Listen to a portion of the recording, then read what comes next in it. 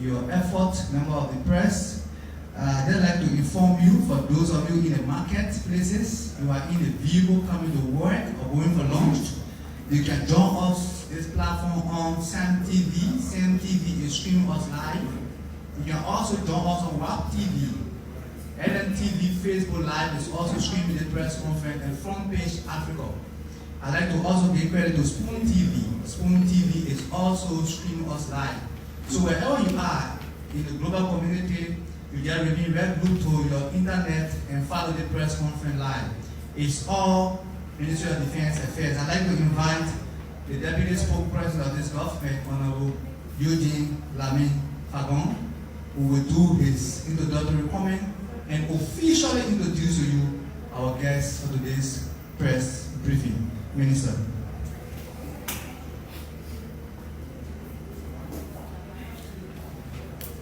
Thank you, Director Family. Ladies and gentlemen of the press, on behalf of the Minister, Representative Eugene Lamin, all deputies, all assistant ministers, directors, supervisors, the entire MICAT family, would like to welcome all of you to Charles Beale Conference room here at the Ministry of Information, Culture Affairs, and Tourism. Our guest attending this occasion today is none other than our own, and we are privileged to have him here today, along with the Chief of Staff of the Armed Forces of Liberia. Major General Daniel Ziankiahn Jr., retired, Minister of National Defense, is here today, and he will speak to us on activities marking this year's Armed Forces Day celebration and other developments within the ministry. Minister Ziankiahn will be accompanied, or is accompanied, by Liberia's Army Chief of Staff, Major General Prince Charles Johnson III, and Major General Johnson will speak to the planned Armed Forces Day with focus on a number of issues. We anticipate the arrival of Dr. Masoka Fala, who is suspected to be here. Normally, you and I, as a family, will agree that I normally do my housekeeping, but time is fast spent, and the essence of this press conference is to make sure we throw the spotlight on the Ministry of National Defense and the Armed Forces of Liberia. You will agree with me, you don't normally see our guests and our army out. They don't talk much, and they're not out in the spotlight because they're apolitical.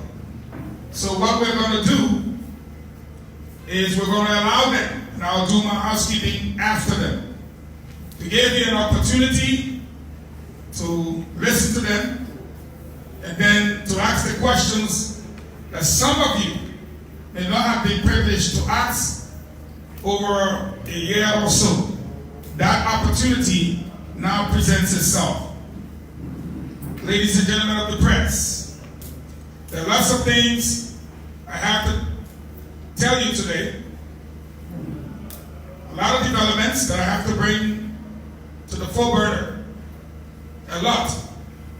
So without much ado, I would like to invite to the podium Major General Daniel Ziankiahn Jr., retired, Minister of National Defense, who in turn will officially, after he's done, invite Major General Prince Charles Johnson III, Chief of Staff of the Armed Forces of the Republic of Liberia. General Ziankiahn. Thank you, Minister Fagon, and thank you, members of the press. The Chief of Staff, and now we are here to outline the activities leading to the Armed Forces Day, which will be next week, on Tuesday, the 11th. So I will call the Chief of Staff, and he will address you. After that, because it is the Army's Day. So I'm going to call him for him to outline all of those activities, some of which have already begun. Some of you were at the City Hall yesterday and witnessed the symposium, which was well attended. So I will call on Prince to brief you, and then after that, the question and answer period, we will be here to give you all of the answer to the best of our ability. Thank you. Prince.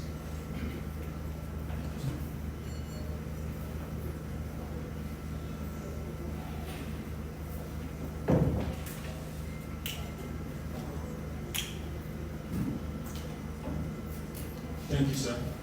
Normally, in Liberia, we always say all protocols there, but I didn't hear any protocol, so I don't know what I can continue to see what protocols there. Again, Honorable Minister of Defense, the Deputy Minister of Information, the press, as it's called the fourth estate, people in Radio Land. It's an opportunity to be here, and as our two previous speakers spoke, we're giving you the calendar of event of the Armed Forces Day. First, before that, I'm taking this opportunity to also read my message, the Chief of Staff message for the 63rd Armed Forces Day. On 11 February marks the celebration of the 63rd Armed Forces Day of the Republic of Liberia. On the occasion of the Armed Forces Day, I extend my felicitation and best wishes to the officers, senior non-commissioned officers, enlisted, the Minister of National Defense and Family, retired personnel, and families. This day is set aside to give remembrance to these men and women, past and present, who have committed themselves to be of service to the security of our country, the region, the maintenance of global peace. The commitment of the gallant men and women of the armed forces to defend the territorial integrity of Liberia, ensuring a prosperous Liberia and equal maintenance the Liberia ways of life through its culture, values, and norms come with enormous sacrifices and huge costs to the soldier, sailors, and families. For this, there is no other way but to say thank you to the men and women of the armed forces of Liberia for the enormous sacrifices rendered to the nation. To the families, I say thank you for the support and the encouragement. You stood by us to take care of the home front side, even after a long period of absence while in training and mission areas. You are the foundational support for the achievements and successes.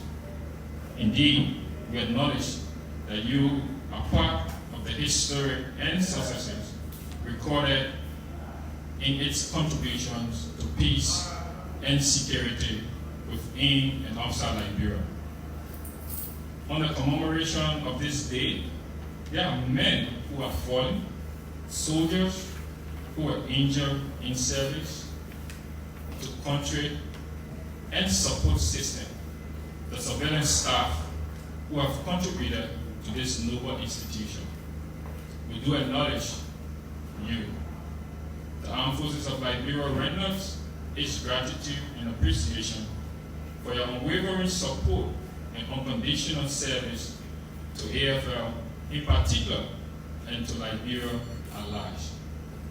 You have left an indelible print in our hearts and the history of the Armed Forces of Liberia for the sacrifices made in building this institution and fulfilling our national objectives and tasks.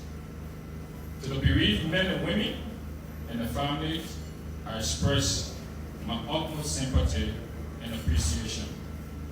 In achieving the administrative and operational objectives in line with the mandate of the Armed Forces of Liberia, the Chief of Staff envisages that through its vision of building a disciplined, well-trained, and professional force that includes welfare, enhanced operational readiness to be capable to defend the territorial integrity of Liberia.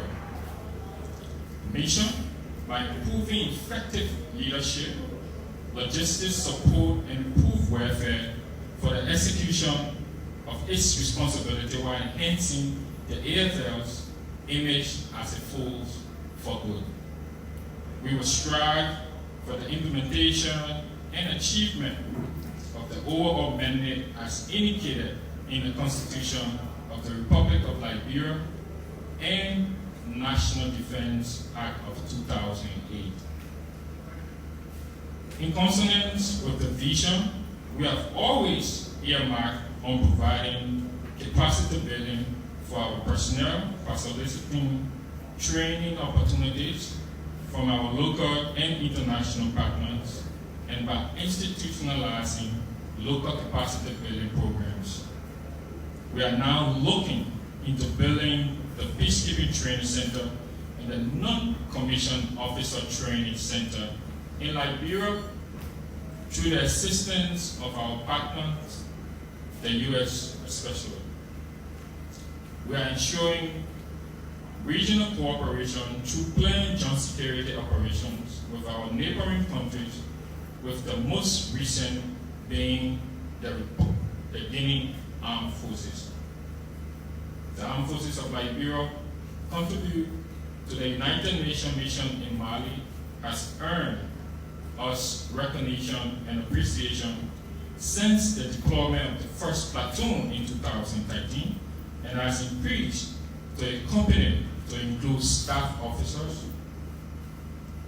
The deployment of more personnel requires the country's commitment to provide and meet up with the logistics and capabilities requirement.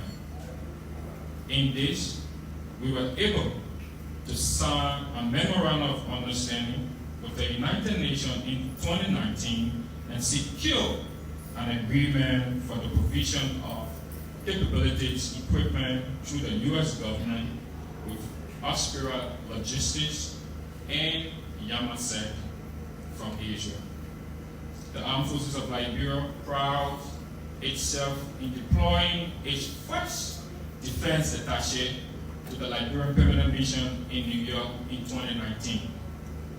On the maritime front, a memorandum of understanding was signed for joint operation in Zone F, and the full AFL personnel are expected to be deployed to the multilateral National Maritime Coordination Center in Accra, Ghana, and the West Africa Regional Maritime Security Center in Cote d'Ivoire. The Liberian Coast Guard personnel conducts patrol along the maritime coast of Liberia through partnership with the National Fishery and Aqua Authority with fishery patrol vessel Lone Star that was received from the government of Wales through the European Union. As we speak, that boat was launched today. AFL takes the honor in participating in regional and global peace and security initiatives. The Armed Forces of Liberia will soon also have a new hospital, the 14th Military Hospital. The hospital was a promise made during the 61st Armed Forces Day celebration by the government of Liberia through the President of the Republic of Liberia and Commander-in-Chief of the Armed Forces of Liberia.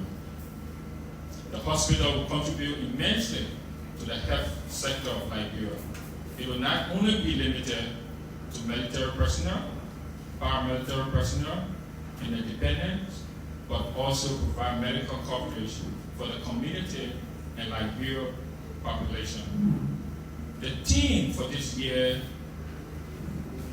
Armed Forces Day, strategy to incorporate more females in the security sector, AFL in perspective. indicates that AFL is committed to ensuring that the level of females included meets the national and the United Nations percentage of women's involvement in the national security sector and the UN peacekeeping mission. The intent is to improve women's participation. It will require the involvement of Liberian society to eliminate the stereotypes and views that only men are suited for the military, thus giving the assurance that women are needed and also suited for any role within the AFL. It will adapt strategies to promote and attract more women into the AFL. The future challenges will continue to demand more commitment from the AFL in achieving our mission. It requires enhancing our capabilities and upgrading the required training standards needed for optimum operational and administrative readiness, as in the case of our joint regional effort with neighboring counterparts, our peacekeeping efforts in Mali, Sudan, and South Sudan. The AFL prides itself for protecting the territorial integrity and upholding the national values of Liberia. It with ardent hope that we will live up to the confidence and trust that the nation has in us, and that we continue to meet the aspirations of our people.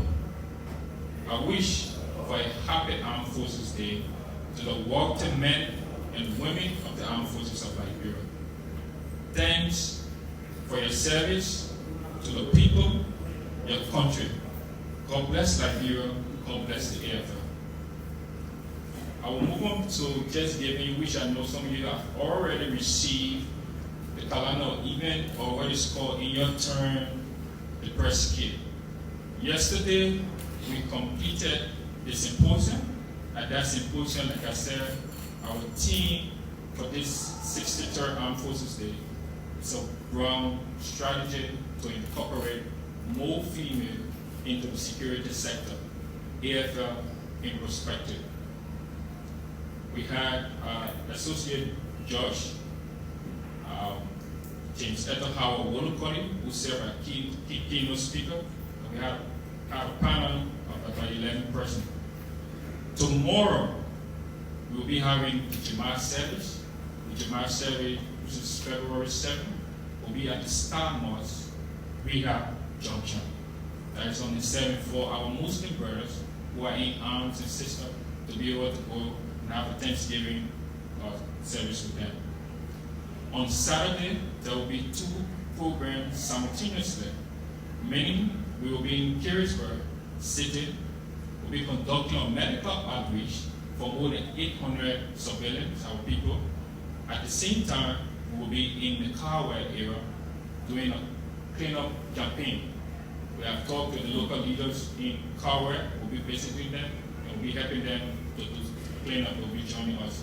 Moreover, City Corporation is also going to be with us there. On Sunday, at the same time, at the end, or the close of Saturday, we will be beating the Liberian Bar Association in a football match at the stadium behind us. So you need to know, those of them who are listening, I hope you can prepare. On Sunday, we'll be having a Thanksgiving service, that is for our Christian brothers and sisters who are in arms, to also gather at the New Generation International Church here at the intersection. On Monday, like I said, sooner or later, we'll soon be having our 14th Military Hospital. Our Commander-in-Chief, the President, will do an official inspection or touring of the 95% completion of that facility. That will be on Monday the 10th. We will also have on that same 10th, after the hospital, our counterpart will be supplying the Armed Forces of Liberia, that is the United States Embassy near Monrovia, through the U.S. government, will be supplying some tents for the military to upboost our logistics. on the D-Day, which I know a lot of you in this room will be part, will be the official parade. During that parade, we will have the Commander-in-Chief will be there as our special guest. Our keynote speaker for the parade will be Madam Mary Brough, the GSA director who will be speaking. She was selected among a pool of others, Liberians, due to the contribution to Liberia, and she came up top, and she'll be giving our keynote there. At the same time, we will also be having a couple of international guests that will be coming to this location. Some of them are the Chief of Defense Staff from Ghana, my colleague, General Obi Akwa, will also be here in Liberia. The Chief of Defense Staff from Sierra Leone, my colleague, Lieutenant General Brahma Sisi, will also be here in Liberia. I'm staying in discussion with my colleague. He's supposed to call me, the Chief of Defense Staff from Guinea. He's supposed to also be coming, but because of the election, the parliament or legislative election will be going on the same month next week. So we're trying to discuss to see, hopefully he will be in country. The Chief of Defense Staff of Cote d'Ivoire will also be here, like Lieutenant General Lassana Dombia will be here. So we will also have members of ECOWAS training team who came to this country and contributed to the armed forces of Liberia also. All those that are named to include two of our own, that is Madam Brough, Mary T. Brough, Director General GSA, and former Justice Philip A.Z. Bench will also be given the Distinguished Service Order. That is for short, we say DSO, on that day, to include all the CDS that are called. We will also be having a guest from Michigan State. As some of you may be aware, the Armed Forces of Liberia do have a partnership with the Michigan National Guard. This year we are going to have 11 years. It was like 2009 when we signed our partnership. The new tag, that is the Adjutant General, General Paul Roger, will also grace the occasion to come to Liberia for the program. So with not much, I know you're so eager to start to ask the questions. Like the minister said, the minister will also be here just in case if you have a question or something. And you can ask, and then we'll both be able to answer your question. I don't know, is it? Yeah, that's it. That's it? Okay, so I will start here, and if any clarification doubt, I have my own room, you'll be able to. Thank you so much for your patience, and thank you, General Johnson. I told you this is an AF affairs, so he has just told you about everything that we are going to be going through during the week that leads to the Armed Forces Day. So you can ask your question. It may be based on what he just told you, or there are some other questions that you have that you want us to get into. It should not just be political. As you know, the Armed Forces is apolitical, so you ask those security questions that pertain to the Armed Forces of Liberia, and we are going to do our best to give you some of the answers. Thank you. Thank you, Minister Ziankiahn. Do you have a question for the Ministry of National Defense, Armed Forces of Liberia? Please come in the queue. Come forward. Introduce yourself. Good afternoon, Honorable Chief of Staff. Just a minute. If your question is directed towards the Ministry of National Defense, be specific. If it is the Chief of Staff of the Armed Forces of Liberia, be specific. Good afternoon, Honorable Chief of Staff, Prince C. Johnson. Yesterday I was at the Boricua City Hall, and the Deputy Chief of Staff said that there are limited females in the Armed Forces of Liberia. You being the head, what are some of the strategies you coming up with to make sure there are more females in the Armed Forces of Liberia? About the Secretary George, she said there are limited females in the Army. Yes, that is why you see today our team for the 63rd.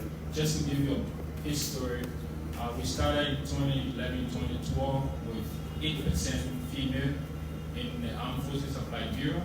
today as I speak to you, our number has dropped to around 3.2%. And based on that, we're like, how can we incorporate more female into the military? You know, it's the perception of our people. It is the understanding that the military is all a man-dominated institution, and we're trying to see how best we can change that perception of our people. So yesterday, the symposium was intended to have people from the international community, people from the civil society, like you saw, people from like within government and the security sector to come up with ideas and recommendations, which they did. And based on that, we are hoping we'll be able to put those recommendations together to see how we can get there and be able to attract more females. So those females that like listen to me, listen to the sound of my voice, please, if Brigadier General Geraldine George can come to the military, and she went through the ranks and file of the military and to reach at the second. So it means that sooner or later, you may have a female serving as chief of staff of the armed forces of Liberia. So if she can do it, I know some of the women I even see in this room who also want to be part. I want to start with you. Please, when we start our recruitment drive, please put that right hand up and come so we can recruit you, that we can reach that number. The next thing was the 15% of the United Nations requirement, according to Resolution 1325. It states that troop contributing countries must have 15% deployed. We are in 3 countries. We are in Mali, we got 8% female there. We are currently in Sudan. That's the boost for all that I can knock my chest. In Sudan, we got 100% female there. And in South Sudan, we got 50%.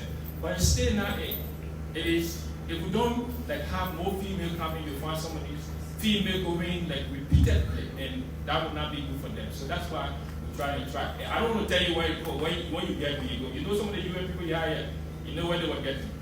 So I will not go there, but I know the minister will add on that. Yeah, thank you. Just to follow on what the Chief of Staff said, some of the strategies that we will be employing for the retention or the recruitment and retention of females within the armed forces of Liberia. We know that one of the greatest things that they are afraid of is the physical aspect. So we are going to be conducting a pre-training exercise for the females that will be coming. Push-ups, sit-ups, the run, yeah, so just everything. So we are going to be having that.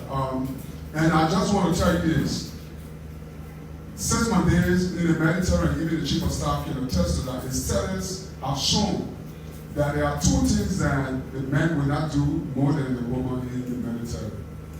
The men, when it comes to shooting, the females are very good at that. So, and most of you are afraid of the weapon or you are afraid of guns, but you can shoot more than the men, according to studies. And the second thing is the sit-up. You cannot kill yourself as a man to do more sit-up than a female, because one of my DI told me that they have very strong stomach. So you cannot kill them on that. So the only thing that you should be worrying about is the run and the push-ups. And so we are going to be conducting pre-training for that. So I think those are some of the strategies, plus what we heard yesterday from the symposium. We are going to collate everything and see how best we can implement it for us to have more females in the armed forces of Liberia. Thank you, Minister. My name is Corey Skanga, and I work for Truth FM. The issue of logistics has been a serious challenge facing the operation of the EFL, and we are in 2020 now. And do you plan how to improve that? Thank you so much. You are talking about logistics, but I will tell you that we also feed from the national parks. And we all know, daily clearly, that we have some economic issues in the country. So I'm not going to sit there to tell you that, look, in 2020, this year or by next year, we are going to have everything that we need. But I can tell you that we are in consultation with the Commander-in-Chief, the President, and he has promised us that, look, the next budget year, we are going to do everything He's going to do everything to the limit of his capacity to have the armed forces of Liberia to be at that level.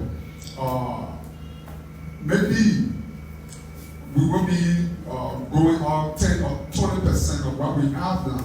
Because I tell you, all of the barriers that we have around the country, from the EBK that is in Chaplain, we have the Camware in Killisburg, we are in Grand Jide, we are in Lofa, we are in Banga.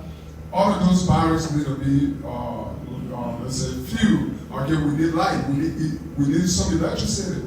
So, just in the process of getting all of those things, we know that it is a very strong willpower from the president for us to even be rationing current as now, but now. We don't even have 24-hour current in those barriers. But I do appreciate that question. We are going to do everything. I don't want to give you the surety that everything will be okay this year. But everything is a function of the country's budget. And we are going to do everything, the chief of staff and I, we are going to continue our talks with the commander-in-chief for us to see how best we can graduate from that level. Okay, my name is Ziankiahn and I report for Joy FM and TV. All the time we've been following agitation from ex-soldiers. One of the guys of it is banded DFS soldiers calling for their salaries and all the benefits. What is the stance of the ministry currently? And two, I listened to the chief of staff reading the itinerary that leading to the program. Why they not mention any other, let me say, what is the role of ex-soldiers in forming part of this program?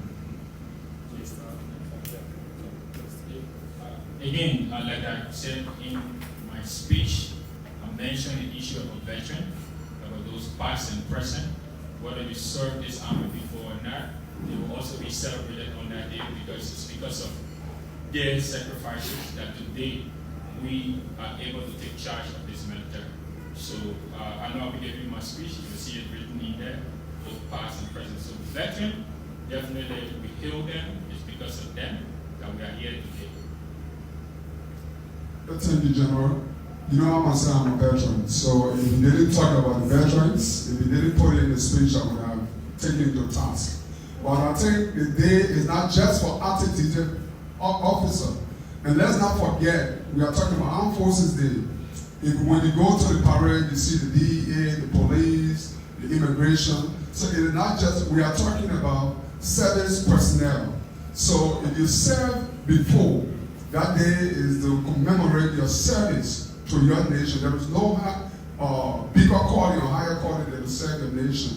So we are not forgetting about the veterans. They will be part of that program. In fact, for the mere fact that I will be there, it just exemplified that veterans will be there for that day. And on the question of the disbanded soldiers, we are concentrating right now for this press conferences about the Armed Forces Day. We are not going to go into the details of how much government voted, I did not say on top of my head here. But we are working with the disbanded soldiers, and I think we have reached some milestone, and sooner or later, the public will know where we have met with the leadership, and we have had some meeting, and we came up with some resolution, some memorandum. So in the near future, you are going to be briefed as to what was the outcome of those meetings.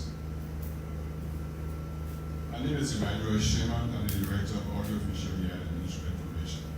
I stand to be corrected. Some years back, you had the women that slaughtering cops within the Armed Forces Department. Is that what you're trying to reiterate? Actually, no.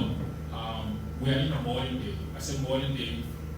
Years back, we had what you call traditional security, meaning the way war and battle were being fought is completely different from what we consider as the maneuverist approach. Based on that, just what I can do today, if you can have a deputy, you can definitely have a female that can become chief of staff. So at that time, if you read, the women as well were restricted to certain MOSs. When I say MOSs, military occupation specialty. For now, women can go all area, into even infantry. They can also get on the front line, first front line, and also engage enemy. So we are not limiting them as it was during that time. And the lesson learned from that, that is why we don't want to compete because we found that they were partly restricted to certain jobs. So now you can, as a woman, you come into this military, you can go anywhere. You can do just like I can do. So it's no more going to be just the women and so women. No, they're going to be mixed. They're going to be all around in all the sections. Yes. Just to add on to what the general said, it would not be an all-female unit. No, that's not it. You are going to be placed into all of the military occupation specialties or the MOSs. We have drivers, we have engineers, we have the HR, we have medical, and the list just goes on. So what we are doing here is that, look, the number of females to male in the military is disproportionate, and we just want to step that number up. That's what we want to do. I will just give you a story. In the U.S. military, you have heard about the Ranger, and that's the toughest training that you can ever get from a unit. It was just in 2014 that we had the first female Ranger in the U.S. military, and you know the U.S. military more than centuries old. I think they are about 200 plus years. So there are other things that we improve on based on our lessons learned. So I think the participation of females or the recruitment and retention strategies that we are talking about is not just to bring them, make them all females unit. No, it will be spread over the whole armed forces of Liberia. Good afternoon, I'm George Cooper and I work for Liberty Radio. My concern has to do with the withdrawal of the EFL officers from the Gene Spring Airport.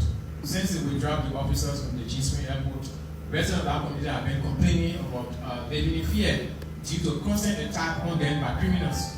So I want to know what led to the withdrawal of the EFL officers from that airport, and what is your plan now, Mr. Chief of Staff, since the residents of that area are complaining now for security threat on their lives? Look, we are not the first line of defense in this country. The first line of defense is the police. And so we are there to augment or to bridge that gap where the police cannot fulfill their duties, maybe because of some logistical or some other reason. So we were deployed there, and for some reason, we have to shift our effort because you know the Roberts International Airport, there you have all the international flights coming. We just have few domestic flights that land at the Springs field. So I think we left it with the police, and you should trust them. They have to, because even when we were on the airfield there at the Springs field, we were not going to arrest people or to be the problem solver between boyfriends and girlfriends or whatever. We were just there to protect that critical infrastructure. So our being there in the serve beyond that to give some hope to the residents of that community that we are going to study it. But I think based on some strategic reason, that's why we withdrew from there. Thank you. My name is Neva Jiglomo and I write for the Independent Public Trust Online. My question has to do with from the maritime end, what are some protective measures that you have put into place towards some AFL personnel assigned at the Coast Guard? Thank you. Can I get that with the protective measure you are talking about? Protective measure of AFL personnel assigned to the Coast Guard. Are they vulnerable? They are. How? They are. No, tell us. I'm saying, I would like to know what are protective measures, especially those who assign on the ship of boats or whatever. Actually, the Coast Guard is one of the armed forces of Liberia. It's a branch, one of the armed forces of Liberia. So that branch, they are trained to protect themselves. The only difference, so we got three branches. The first one is the army. That's the infantry guy that you find on land. Because our coast, we have the Coast Guard, so they are there to protect the Coast Guard. And the next is the air wing. They will be able to do that. So when you say protect air, protecting Coast Guard, Yes.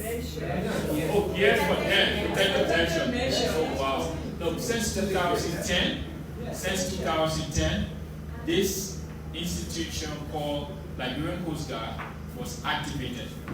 Today, we got boats that we use. We got all necessary gears that our guys use to conduct. I will tell you, we have so far, since we started, we have arrested more than 16 vessels, either conducting IUU, on water like illegal fishing, unrelated.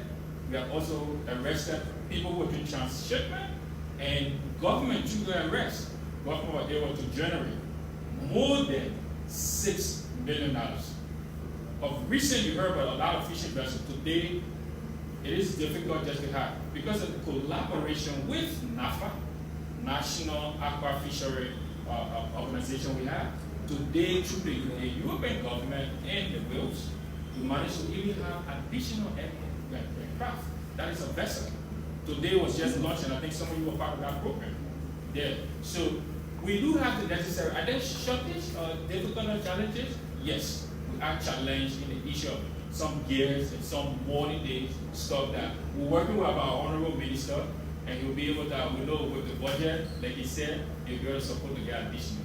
That's all. Okay, yeah, they are protected. In fact, they protect us when we are going on the water. They have the left jacket. So if you are talking about well protected, the measure, this is why I was asking. I didn't mean that your question was not, relevant. It is relevant. But just like how you see the infantry guys, we are challenged. So we have protocols, we have what we call the SOPs, the standard operating procedures. They have everything. But if you are talking about some logistical shortage or gap, yes, we do have, but they are protected. Good afternoon, Minister, and good afternoon, Honorable Chief of Staff. I'm Cap Davis from ELBC. In 2014, during the heat of the Ebola, we saw the AFL pull out to back up the health authorities. Now, in the midst of this coronavirus, though no case has been reported on the African continent, but most countries are now getting prepared. I want to know whether there is any preparedness plan from the AFL in case of any eventuality, any group about this virus in the country. Okay, thank you. I think I saw in the program, maybe it'll be tomorrow, I thought that the father was going to be here. I don't want to throw it on holy ground here. I think that's their era. But we are prepared to help our civilian counterparts. In fact, as I speak, we are working with the Ministry of Health Authorities for us to build some, to renovate some areas. I don't want to call the name now. So they will come and tell you, and they will answer some of those questions. But the reality of it is that we are working with them, and we'll be willing to give them any kind of aid that will be to our disposal. We are working together. And from the lessons learned from the Ebola, I think we are prepared to handle most of these things. But the good of it is that the commander-in-chief, the president, he is very, very concerned about it.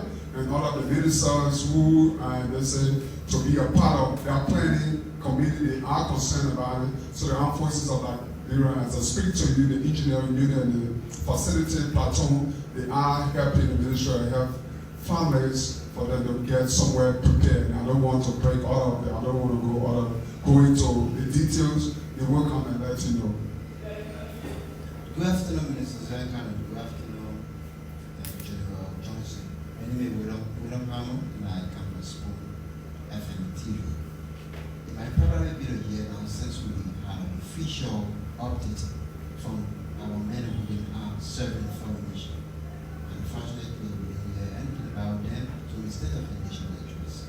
Would you mind to please give an update as to their welfare, please? Thank you.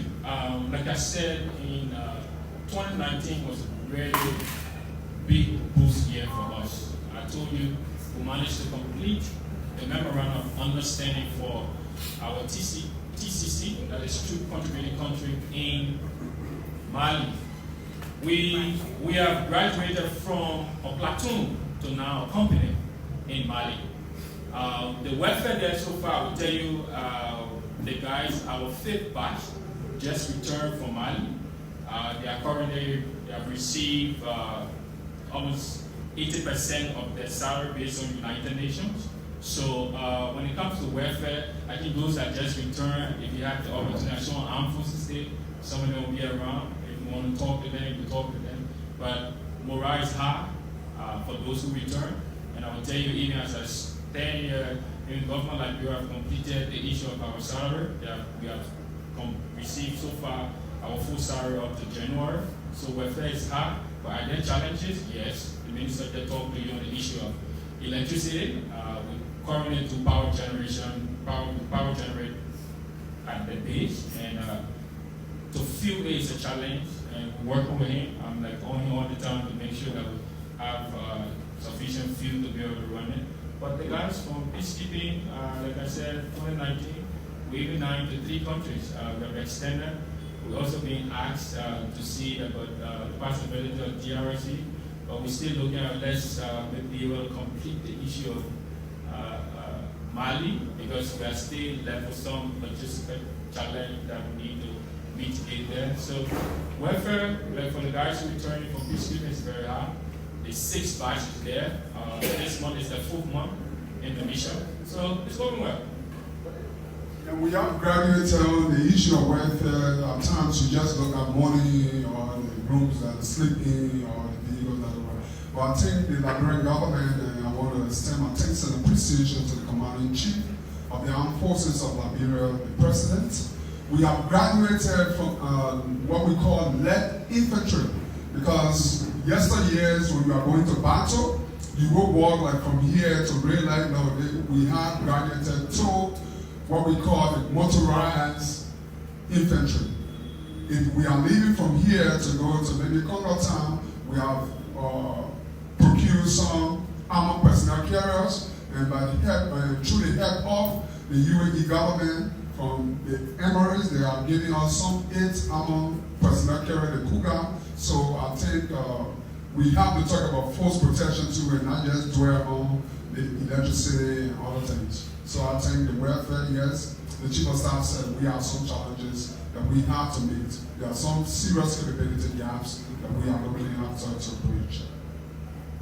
Yeah, my name is Renzi S. Dewey, and I write for the Anonymous newspaper.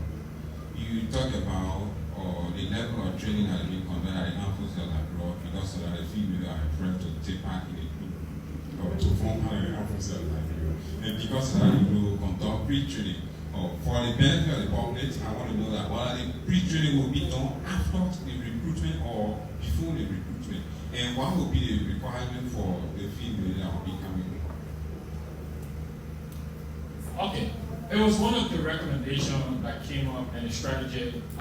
We have seen that based on our survey, recruit survey reports, that the challenge of urban area, meaning like Monrovia, because we divide the country into 4, we got the northern, western, and southeastern part. We have noticed the applicants, female applicants, they are challenged when it comes to physical fitness. That is the physical fitness we conduct. We require you to meet a certain number of push-ups, sit up, and to be able to run like 2 miles. You've got to run it in some time. And our survey has proven that majority of female, almost like 80%, fail in physical fitness. The good thing, the people who in the northern part and southeastern female, they get high score when it comes to physical fitness. But when it comes to the aptitude test, it's always the challenge as compared to those in the urban area of Monrovia. I'm not degrading any region or what, but that is what our survey has proven. So we have decided that before our next recruitment class, we will put out an announcement for females interested in coming to the military. That is a pre-recruitment training. You will come, we're going to have like a medical first. We'll let you bring your own medical, and then we'll do a medical to test you. And then you will go through, like, we're looking at like maybe like 4 weeks to prepare you. And then when the actual recruitment, but that doesn't mean you are a military person, because you still got to go through the aptitude test, You still got to do. But at the same time, we will give a mock test for those areas that we know female could not make it in the aptitude test, academic wise. So we also do in that area, we carry mock test there. So it's a pre-test just to see the kind of question you will have. But as for urban area, like most rather other area where our female come from, we will have the pre-physical training. But that doesn't make you, meaning you automatically a member of our class. So there will be some requirement. We'll let you come to the BTC, we'll conduct training.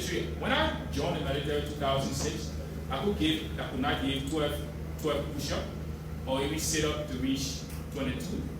But after the training of like 12 weeks, today in 2 minutes, I can do like my push-up, I can get 60 and 75, sit up and push-up. I can run like 2 miles, like in 2 miles, down like 13, 15 minutes. But that was because I went through the training. They didn't start there.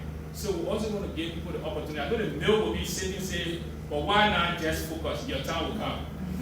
Your time will come. Yeah, so like the Chief of Staff said, even before we joined the military, here now we are classmates, we joined the military at the same time. And the females, I mean, the 2 things that you talk about, the aptitude test that we are going to focus on for the folks who are from the hinterland, we are going to look at that. But more importantly, we are talking about the pre-training for the recruit class. I was playing soccer, and before I joined the military, every morning I used to run from my house to go to Benson Street. And guess what? He and I used to meet just right where he said, City Hall. They were with breads and doing so. He asked me one time, why are you on this road every day? I said, why are you here too? He said, I want to join the military. I said, well, yes, I said, I want to join the military. It is not that we could not run, but there are certain times that you have to meet. For the push-ups, you have no someone you may laugh, say, but then you are lazy, you could not get 12. No, you have to get not the laser push-up where you're putting your head down. No, you have to use your muscle to carry your body up. So, because of that, I know we want to give all of these techniques to our females, so we will at least have that number that we want. But guess what? We are not going to lower the standards because we want more females. We are going to keep the standard. But in order to be the standard, we are going to help you to reach them. We want to set you up for success. Thank you so much, Major Johnson, and that of the Minister for Defense. My name is Ziankiahn, and I report for the Heritage newspaper. With regards to your call for more females to join the armed forces of Liberia, is there any special benefits for those females to join the armed forces of Liberia? B, you cannot tell us the criteria set for one to becoming an officer of the AFL, the criteria. Okay, let me just start where I know we want at the time. There's no special benefit. Because we are talking about gender equality, so you wanted to give you your cookies. Yeah. No. I'm being very, very fair to you, okay? I don't want to hear. There's no special benefit. If there is any benefit, it will be equally enjoyed by both genders. So what I'm saying here is that some of the benefit that you will have, the UN is always requesting females participation in most of the conferences, but again, it will help you to be a better person because you can be what you want to be. General Jordan and I were at the Command General Staff College along with General Johnson.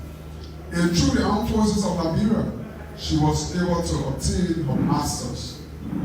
Me, I didn't have money at the time to go to the US for me to pay for master's degree program.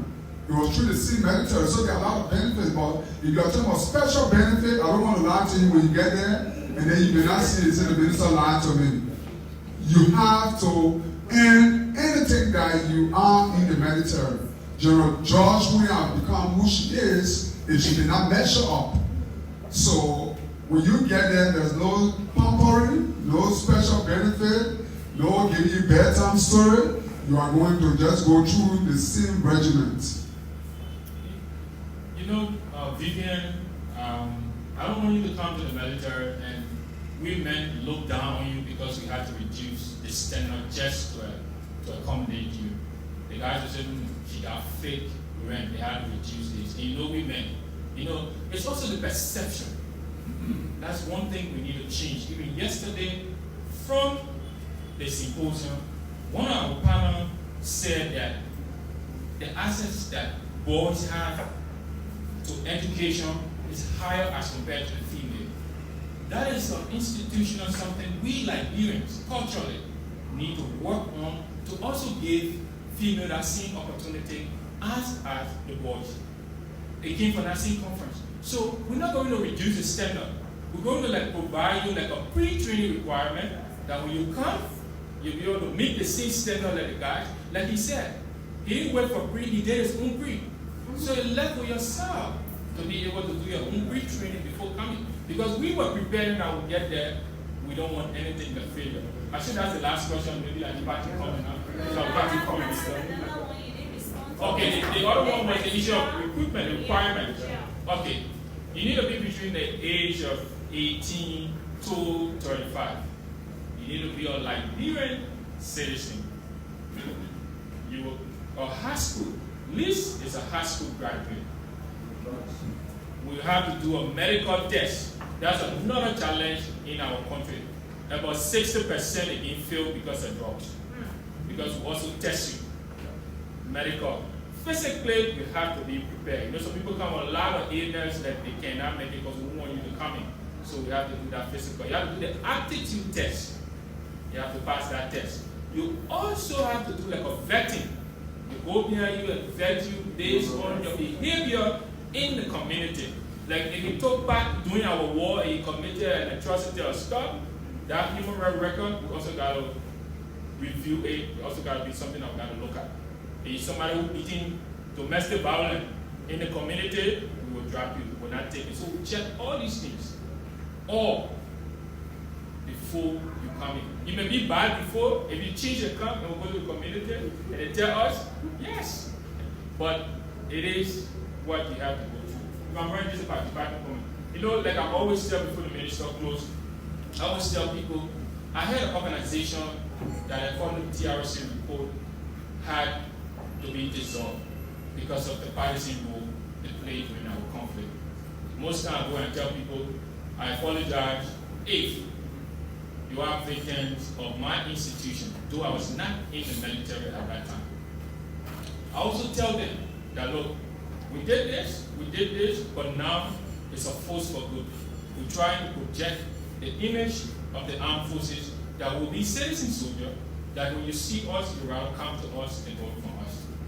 Our TRC report said we served as the 7th worst atrocity during the civil crisis. We had 28 warring factions, and the AFL was part of that, and they had to dissolve us. Some of the lessons learned from our TRC report says that the army, the military, was used to conduct the missions or tasks of all paramilitary organizations. For example, in the past, the military, in the early 80s, was used to go and quiet down protests or demonstrations right up the hill, the university campus. That's a lesson learned. You heard about the famous post-Staki. That was a military detention facility. It used to post opposition, surveillance, and that is against our law, the Constitution, that when you are not a military person, you're not supposed to be in jail in a military detention facility. Those are lessons learned that today, this new army we don't want to repeat. So when I explain this to you, meaning we are moving forward, that today we are transformed from being a warring faction to a peacekeeper. Meaning we are being recognized by the international community. So with this, I will close on there and tell you those are some of the things that you hear the minister say. It is the police. Let's allow the police, and let's give the police the opportunity and support them. They will definitely be able to do that job that I will not have to come in like we did in the past, and we had to restructure. Thank you so much. Thank you so much, General, and thank you for your patience. We appreciate your time. I think the general said everything. I don't want to regurgitate everything that he said, but I want to tell you that we are your soldiers. We are your soldiers. It is the taxpayer money that we are using to pay the soldiers to buy the fuel for the electricity, to buy the weapons. We don't take money from our pockets to buy the weapons, to buy the bullets. It is your money, so we don't want to use those things against you. And you have to help us too. We know we have had some ugly past, but we can mend the pieces. And I know there have been some complaints about some of our soldiers, our clubs, but you have to tell us. If you do not tell us, we will not know exactly what's happening. And we will not punish the soldiers in the public, like to put in the newspaper to do whatever. We also have our disciplinary board, and we will take care of all of this. But thank you for your time, and you are welcome to join us on February 11. All the events leading to February 11, to our games, to the criminal campaign, you can come there and let us work together. Thank you so much, Mr. Minister, and I think we look forward to fruitful armed forces in the sir. Thank you, General Ziankiahn, retired, and thank you, General Johnson. You know, the military people, when they finish, we bid them farewell. Thank you, sir.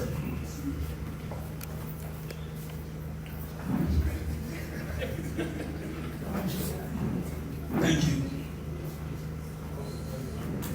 All right. The first thing I want to say is that we're going to encourage females. I'll tell you a personal story. I met two ladies repairing an air conditioner.